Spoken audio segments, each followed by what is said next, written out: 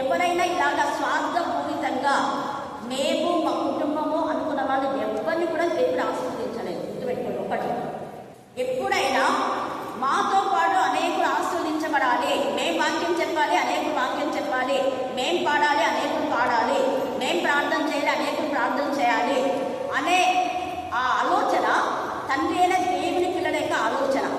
సర్వ సంతతి యొక్క ఆలోచన ఏముంటుందంటే ఎంతసేపు స్వార్థం, నేను నేను నేను. మనం యెషయా 14లో చూస్తే అపవాది యొక్క సాతాను సర్వ సంతతి, ఆ అపవాది నుంచే ఈ ఆలోచనలన్నీ వచ్చినాయి. 14వ వచనంలో అపవాది సాతాను ఏమని ఆలోచించాడు, నేను సభా పర్వతం మీద చెప్తాను. అది మీకు అందరినీ చదువుకోండి, అందుకే పిల్లలు అంటున్నా, తెలుసు కాబట్టి చాలా మందికి తెలుసు వాక్యము. చదువురాని వాళ్ళకు మీరు కూడా ఇంటి దగ్గర చదివి వినిపిస్తే అది కూడా సేవనే. వాక్యం మనం చర్చిలో చెప్తేనే వాక్యం అనుకుందండి. ఆత్మను రక్షించాలంటే అనేక కుటుంబాలను దర్శించాలి. హల్లెలూయా, హల్లెలూయా, హల్లెలూయా. మొన్న గిచ్చన్ చర్చ రిట్రీట్ గురించి అంటారు, కానీ వాళ్ళు రిట్రీట్కి రాదు. ఎంతమంది వచ్చినారో చెప్పండి. ఆసక్తి వాడు కొంతమంది వచ్చారు. ఎందుకు నేను చెప్తున్నాను ఈ మాట అంటే, అనేక ప్రాంతంలో వెళ్ళినప్పుడు మనకు మన సంఘాల గురించి, వేరే సంఘాల గురించి కూడా కొన్ని ఇన్ఫర్మేషన్ తెలుస్తాయి. మేము అక్కడికి వెళ్ళినందుకు మాకు తెలిసిన ఇన్ఫర్మేషన్ ఏంటంటే, చాలా సంఘాల్లో ఈ స్త్రీల రెడ్డిని గురించి, స్త్రీల సమాజం గురించి ఆ కమిటీ వాళ్ళు కొంతమంది గొడవలు పడుతున్నా ప్రే చేయమన్నారు. నాతో వచ్చిన పిల్లలు నాకు గిచ్చన్ చర్చిలో ఎవరంటే రీసెంట్ స్కూల్ హెచ్ఎంసీ వాళ్ళంతా నేను మంత్లీ వెళ్ళేదాన్ని. వాళ్ళు ఉన్నారు, ఎంత సంతోషపడ్డారు. చాలా ఇయర్స్ అయింది వాళ్ళకు నాకు కాంటాక్ట్స్ లేక ఎవరి మంత్ వెళ్ళి వాక్యం చెప్పేదాన్ని. ఇంకా చూసి ఎంత హ్యాపీగా ఫీల్ అయిపోయి ఈ ప్రేయర్ రిక్వెస్ట్ చేసిన 16వ తేదీ స్టాండర్డ్ చర్చిలో రిట్రీట్ ఉంది, మీరు ప్రార్థన చేయండి. ఆ రిట్రీట్ జరగకుండా కొన్ని దుష్ట శక్తులు అడ్డుపడుతున్నాయంట. చాలా విషయాలు చెప్పింది ఆంటీ సత్యం, ఆంటీ కళాప్రకుండా, ఎస్సీబీసీ కాలేజీ మీకు అందరూ తెలుసు. అయితే ఆ ప్రాంతం ఇంకొక పాస్టర్ను కూడా కొన్ని ప్రేయర్ రిక్వెస్ట్ ఇచ్చింది. అప్పుడు నాకు అనిపించింది, ఈ రాకడలో ఇవన్నీ సాధన చేసే జిమ్మిక్స్ అని నేను వాడుతున్నాను. హల్లెలూయా, హల్లెలూయా. కానీ సాతాను ఎన్ని క్రియలు చేసినా కూడా దేవుని రాజ్యంలో అందరూ చేసిన చెడ్డ క్రియలను, మూర్ఖ క్రియలను, దేవునికి విరోధమైన పరిశుద్ధాత్మ వ్యతిరేకంగా ఏది చేసినా కూడా క్షమాపణ ఉండదు. అక్కడ దేవుడు న్యాయ తీర్పు ముందు న్యాయం ఉండదు. అందుకే నిన్న మా ఇంట్లో మెసేజ్ అంటే వరుస క్రమంలో వచ్చేది దేవుని యొక్క తీర్పులు సత్యము న్యాయముల యొక్క అంశం గురించి మాట్లాడడం జరిగింది. ఇక్కడ ఈ అత్యత్యాన్ని కూడా దేవుడు సత్యమైన తీర్పు, న్యాయమైన తీర్పు అత్యలాగా ఇస్తాడు. ఎందుకు అంటే ఈమె దుర్మార్గపు ఆలోచన ఎంత భయంకరంగా ఉంది చూడండి. తన కుమారుడు చనిపోయారని చెప్పి చూడండి, అహల్య తల్లి అయిన అహల్య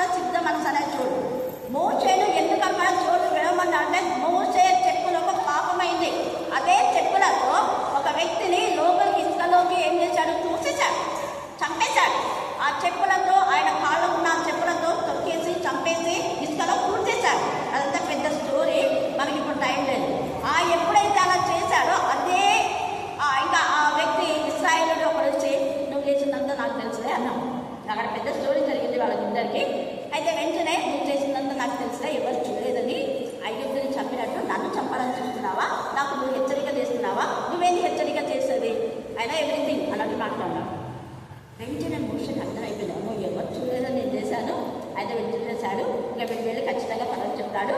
పరో ఇంకా ఏదో ఒకటి నన్ను చేసేస్తాడు, ఎందుకులే అని పాపం పారిపోయినప్పుడు ఆ అరణ్యంలో పొద మండుతుంది, కానీ పొద ఏం కాదని పారిపోయింది.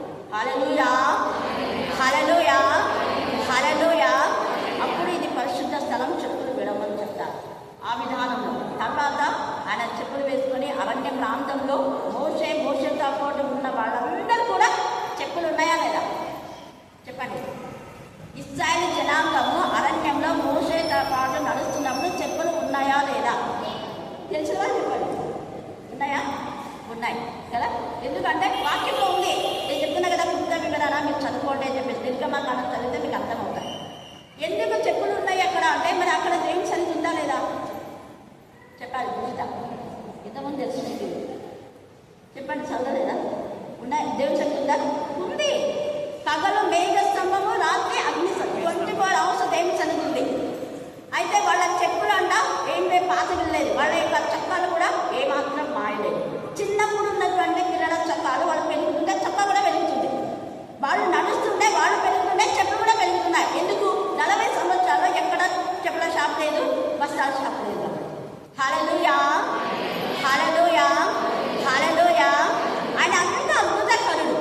అంటే దాని అర్థం ఏంటంటే, ఇన్నర్ మీనింగ్ మన హృదయం శుద్ధిగా ఉండాలి. ఊరికే చెప్పులు అక్కడ వదిలేసి రావడం కాదు ముఖ్యము. హృదయంలో పాపం చెప్పులు పెట్టుకొని, తలంపులో పాపం పెట్టుకొని మనం ఎన్ని చేసినా కూడా దేవుని సన్నిధిలో హృదయ శుద్ధి చాలా చాలా ముఖ్యం. బాహ్య సంబంధమైన సున్నతి కాదు. బాహ్యంగా మనం బ్యాప్టిజం తీసుకుంటున్నాం, కానీ హృదయ సంబంధంగా మనం దేవునికి ఇష్టంగా ఉన్నామా లేదా? దేవునికి ఇష్టంగా ఉన్న బిడ్డలు అత్తెల్లా లాంటి క్యారెక్టర్ ఉండదు, యెహోషువ లాంటి క్యారెక్టర్ ఉండదు. అంటే ఇతరులు చావకుండా బ్రతికించాలనే ఒక తపన, అది ఈమె యొక్క ఉద్దేశం. ఈ రాజు చనిపోకూడదు, ఎలాగైనా రాజు కావాలి, ఆయుధాలు ధరించాడు. అందుకే సమాధాన సువార్తల సిద్ధ మనసనే జోడు. ఏసై కూడా కొన్ని చోట్ల మీరు చెప్పులు వేసుకొని పోండి అంటాడు. నిర్గమ 12లో చెప్పులు వేసుకొని పస్కాన్ని మీరు భుజించాలి అంటాడు. పస్కా అంటే ఎంత పరిశుద్ధ. మనం ఒకవేళ చెప్పులు తీసుకొని ప్రభువులో తీసుకుంటే బాగుంటుంది. ఎంత నిండుగా ఎంత కాలం నిండు వీళ్ళకు చెప్పులు వేసుకొని ప్రభువులో తీసుకుంటున్నారు అంటారు. కానీ ఎందుకు చెప్తున్నా అంటే, కొన్ని విషయాల్లో దేవుడు చెప్పిన ముందు వెనక అన్ని చదువుకోవాలి. ఎందుకు, ఏ సందర్భంలో చెప్పాడు అన్నది మనం చదువుకోవాలి. నన్ను అడిగారు కొంతమంది, అందుకు చెప్పడం జరిగింది. అక్క వాళ్ళేమో చెప్పులు వేసుకొని బుద్ధులు వేసుకొని వాక్యం చెప్తున్నారు కదా, మరి వాళ్ళు తప్పు కదా అన్నారు. తప్పని మనం చెప్పడానికి కాదు, ఎందుకంటే వాక్యంలో ఇది ఉంది. వాళ్ళు పాపం చెప్పులు లేకపోతే వేసుకోవచ్చు, పాపంతో ఉన్న చెప్పులు ఉండవు. అర్థమైంది కదా మీకు? హల్లెలూయా, హల్లెలూయా. అలాగని చెప్పులు వేసుకుంటానని నేను చెప్పట్లేదు. మనం చేసే పని ఏదైనా దేవునికి ఇష్టంగా ఉండేది మనం చేయాలి అనేది అక్కడ అర్థం. ఈమె ఆయుధాలు అంటే అక్కడ సమాధానం లేకుండా ఏం జరిపించినా కూడా వేస్టే. చాలాసార్లు అన్నారు, మనం విలువల్లో రిట్రీట్ జరిపించేటప్పుడు ఎంత ఇష్యూ చేసినారో తెలుసు. నేను అప్పుడే అన్నా, ఇలాగా పేచీలు అవి పడితేగిన సమాధానంతో జరపాలి ఏదే, కానీ సమాధానం లేకుండా చేయండి. తర్వాత ఎప్పుడు జరపాలో అప్పుడే సమాధానం వచ్చినప్పుడే అన్ని నా ఆలోచించుకున్నాను. హల్లెలూయా, హల్లెలూయా, హల్లెలూయా. ఎందుకంటే ఆయన అందరికీ కర్త కాదు, సమాధానంకే కర్త. చాలా చోట్ల మనం సమాధానంతోనే జరుపుకున్నాం. మొన్న రీసెంట్గా జరిగింది మాత్రమే. ఎందుకు అంటే గొడవలు పెట్టేవాళ్ళు అంటే గొడవలు జరుగుతాయి. ఇంతవరకు ఎప్పుడైనా స్త్రీల సమాజంలో గొడవలు వచ్చినాయా చెప్పండి? వచ్చినాయా? ఎప్పుడు రాదు. మేరీ టీచర్ ఉంది, మిరియామక్క ఉంది, ఇంకా చాలా మంది మన ఉన్న పెద్దలు, రాజమ్మ, అందరూ తెలుసు. ఎంత చక్కగా వాళ్ళు పాడేవాళ్ళు. పాడమని కూడా ఎంకరేజ్ చేసేవాళ్ళు. సరోజమ్మ కూడా, ఈ సరోజమ్మ కాదు, ఇంకొక ఆమె ఫ్రెండ్ ఉంది, రాజమ్మ అవ ఫ్రెండ్ సరోజమ్మ. చక్కటి స్వరాలు. హల్లెలూయా, హల్లెలూయా, హల్లెలూయా. ఇక్కడ ఈ విధానంలో వాళ్ళు ఆయుధాలు ధరించడం అంటే, మనం కూడా ఆధ్యాత్మికంగా ఆయుధాలు ఉన్నప్పుడు అపవాది పైన మనం విజయాన్ని పొందుకుంటాం. హల్లెలూయా, హల్లెలూయా. తర్వాత చూడండి ఇక్కడ ఏమైతుందో, వాళ్ళందరూ అలాగా ఆయుధాలు పట్టుకొని అందరూ వచ్చిన తర్వాత ఇక్కడికి అంతా మీరు చదువుకోండి. 12వ వచనం చదువు. అప్పుడు యాజకుడు రాజకుమారుని బయటకు తోడుకొని పోయి, చూడండి, రాజకుమారుని బయట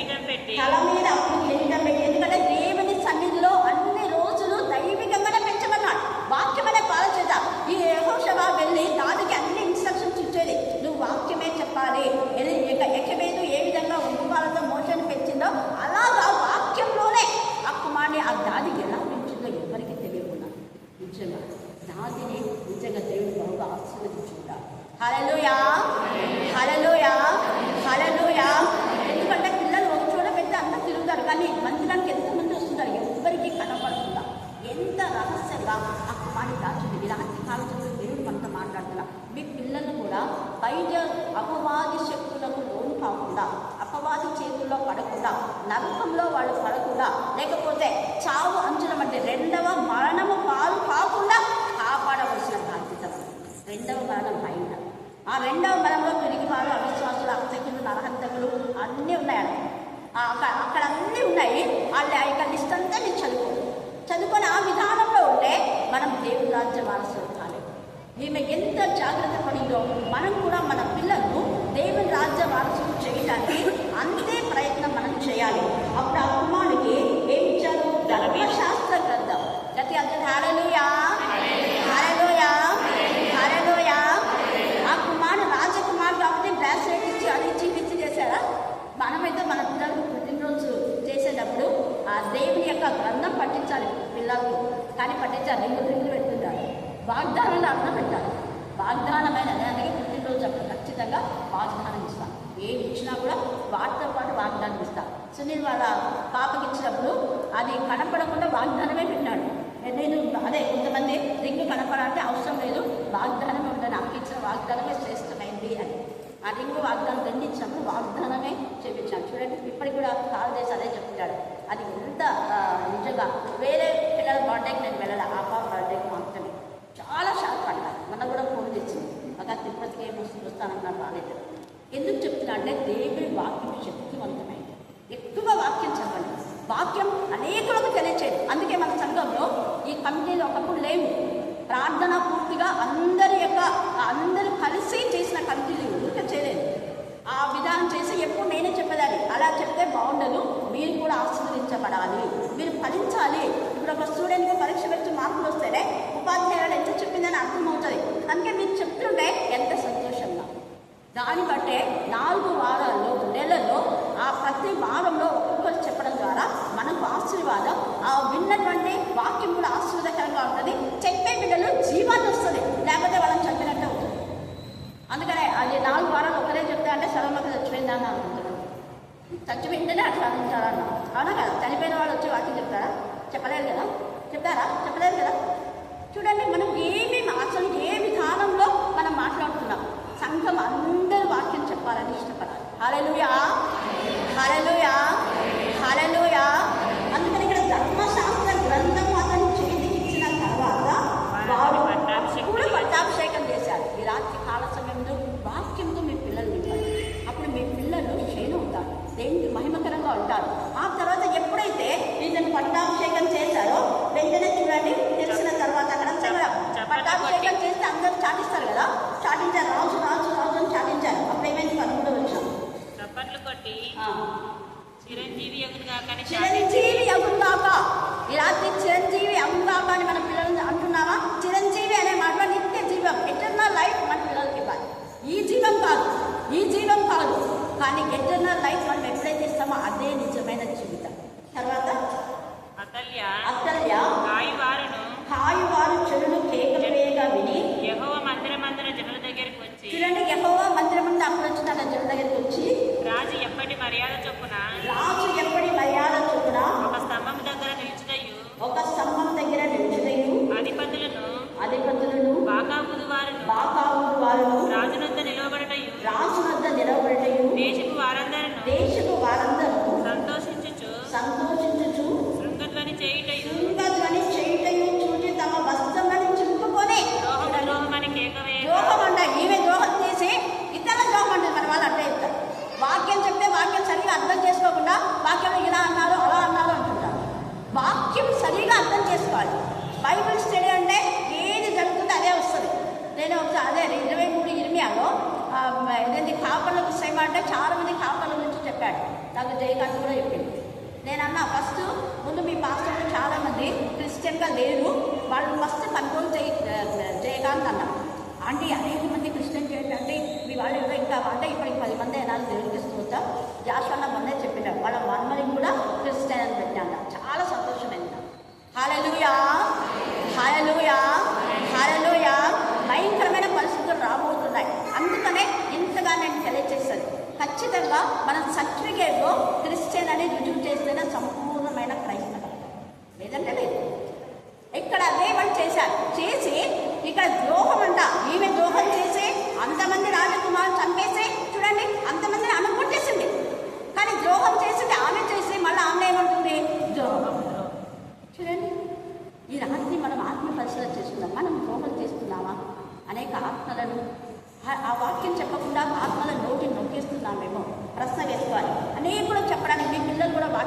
చెప్పడానికి ఎక్కువ కట్టత వాక్యాలు. నేను ఇంట్లో వెళ్తూ అదే చెప్పించిన కట్టత వాక్యాలు. వచ్చేటప్పుడు ఆ బాబుతోనే ప్రేమ చేస్తున్నాను.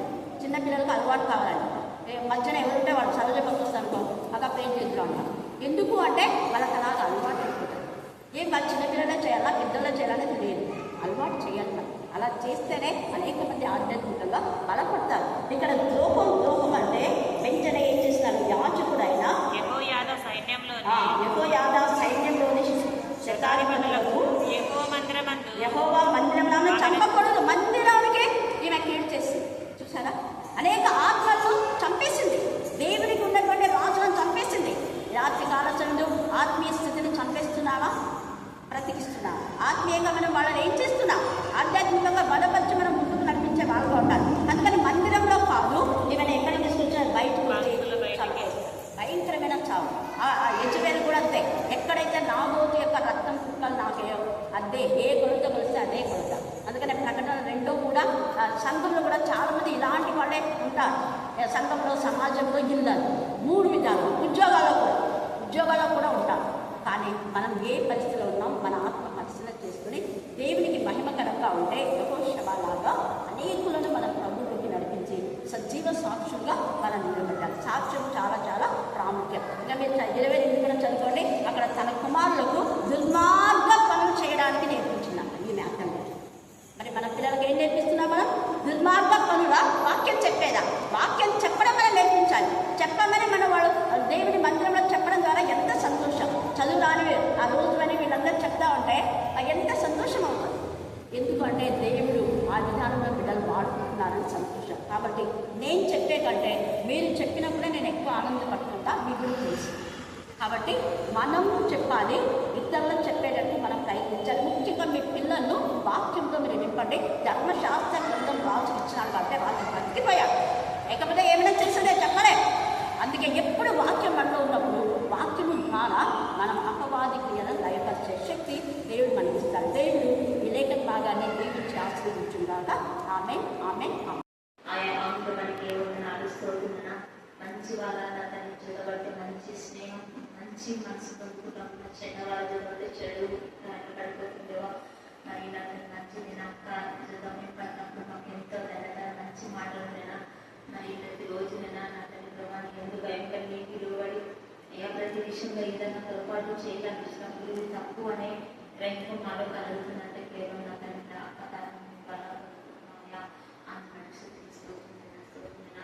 అయ్యా మరి నా తల్లి మా వీధిలో మా గ్రామంలో బలపడాలని మాకు ఎంతో సంతోషంగా తీసుకుంటున్నాం. మరి నాటి నా తల్లి నడిపించే వారు ప్రోత్సహించేవారు ఎంతమంది ఉంటారు. నా తల్లి అయ్యా మీరు అలాంటి మాట్లాడి ఎవరైతే ప్రార్థన చేస్తున్నాం. మీరు వీధిలో కొంటే ఎంతో వేయగలుగుతాం. వారికి దయచేపించిన మా గ్రామాన్ని కాపాడు, మా సంఘాన్ని కాపాడయా. మేమందరం ఎక్కడ సంఘాన్ని ఆశీర్వదించండి. నిజమైన క్రైస్తవులను జీవించడానికి సహాయం చేయన అయా. నమ్మకాలమైన క్రైస్తవం మొదలు తీసి ఆచారబద్ధం తీసి ఆజ్ఞతను అయా మీ ఆజ్ఞలు అనుసరించి వారి ముందు దీవించమని ప్రార్థన చేస్తుందా. మరి ఏ విధంగా అవసరం కోరి మరి వస్తున్నారో వారందరినీ జ్ఞాపకం చేసుకుని వారందరినీ అవసరాలు తీర్చిన మరి నా వాళ్ళ లోటు తీర్చి వారి ఎవరికి తీసుకుంటున్నా ఎక్కడైనా కానీ మరి మళ్ళీ ప్రవర్తన ఆమె మాటకి ఆమె ప్రేమించే పలకరింపు ఎంత గొప్పది కూడా అలాంటి హృదయం మేము కూడా కలిగి ఉంటాము. సహాయం చేతండి మీకు స్తోత్రం. మేము ఎంత రోజు వచ్చినప్పటికీ మేము ఏదైనా తప్పు చేసినది తప్పు అని రాకంగా తగ్గించే రకమైన ఆ బుద్ధిని మట్టిని వికాసుకుని సోదయ మాకు కూడా దయచేయమని ప్రార్థన చేస్తున్నాం తండ్రి.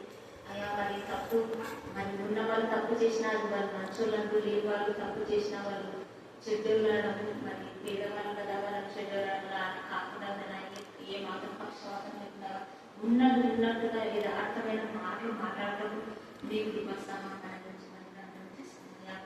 అయ్యా తీసుకుంటున్నా నా తండ్రి దేవాలయం తీసుకుంటున్నా మరి తీసుకుంటున్నా చిన్న వయసులో పరిచయం చేసిన ఇద్దరు తల్లిరాలు దేవా మరి నా ఆత్మీయ అక్క దగ్గర ఉండడం పరిచయలో ఉండడం చేయడం కానీ ఎంతో గొప్ప మంచిగా ఆశీర్వాదంగా తీసుకుంటున్నా. ఆవిడ నన్ను చదివేది మంచి భవిష్యత్తు సహాయం చేయండి. ఎంతమంది కూడా అండగా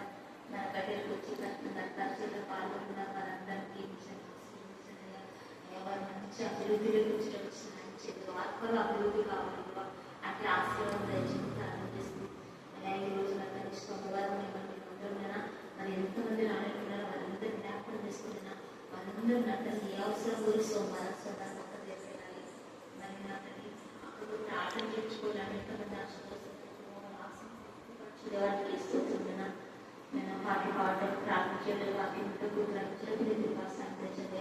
అలా మరి రాత్రులు నన్ను నిద్ర పట్టకుండా మరి ఎన్ని మాటలు ప్రార్థన చేస్తుందో దేవ మాకు తెలియదేవా ఇక్కడ మాకు వస్తుందా అలా నేను కూడా ఇతరులకు అలాంటి మనసు కలిగి ఇతరులను ప్రేమిస్తూ ఇతరుల కోసం మరి ప్రార్థన చేసేవారుగా మనం కూడా జీవించాలన్నా ఆ విధంగా మీకు ఉండాలని మాకు పదే పదే చెప్తున్నా విధానం బోధన బట్టి ఉండాలి నిజమైన బోధన బట్టి ఉండాలి ఆశీర్వదిస్తున్నా మీకు కూడా నిజమైన బోధ చెప్పి సాధించాలి ఇక్కడ మాట్లాడక చెప్పక నేను నిన్న నిజాయితీ ఉండటకు సహాయించాలని మరి తగ్గించుకుని గమనిస్తూ ఈ ప్రాంతంలో ఏమైనా తప్పుంటే దయచేసి నజరేయుడైన దయచేసి ప్రార్థించాలి. ఆమేన్ ఆమేన్.